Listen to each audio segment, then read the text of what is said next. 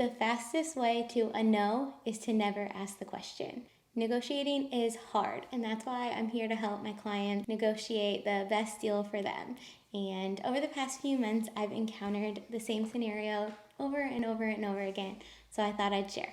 The fact of the matter is, in real estate, sellers are out here to try to get the most money for their homes. But reality is that your home is only worth what somebody's willing to pay for it. So my advice is always to make the offer. The scenario I keep seeing play out is when a buyer calls me and they have had their eye on the home for a while now, and maybe it had a price reduction recently, something along those lines. So they're at a point where they're curious enough that they would like to go take a look. So I schedule a time and we go tour the home, and turns out it's checking so many of their boxes. It has lots of things that they've been looking for or that they want. One thing is that the price might still be higher than they're hoping to pay. Over the course of probably the next few days, maybe we go see some other homes that might fit their needs.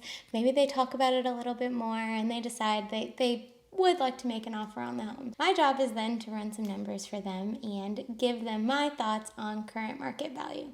And I tell people all the time, you can take it or leave it. These are just my thoughts. After I've given them my thoughts and opinions, they then let me know what they want to offer. Put that offer in writing, and we put this all in the seller's hands.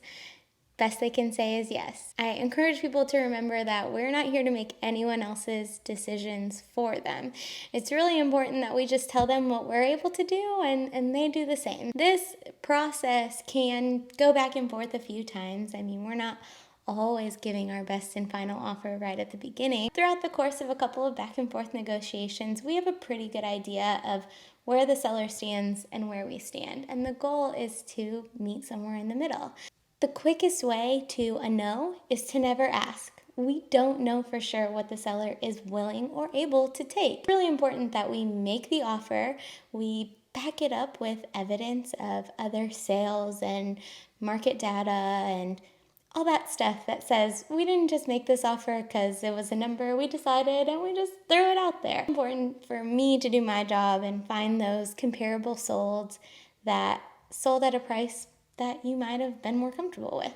Now, whether we're talking about negotiating a real estate transaction or any other negotiation in life, if you don't express to the other person what you're willing to do, your answer is always going to be no. So I said it already, I'll say it again, I'll shout it from the rooftops. I will continue to repeat this phrase, the best they can say is yes.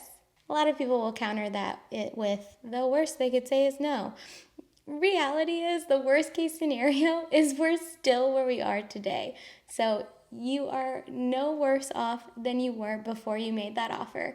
It's never a waste of my time or really any other real estate agent's time to write the offer and see if we can get something worked out. That is what we are here for. In the world of negotiation, my job is simple. I'm going to provide you with information to help you come up with a good price that you're comfortable with. We are going to put the offer in writing and hand it to the seller. And then we just wait and see what they say. Best they could say is yes.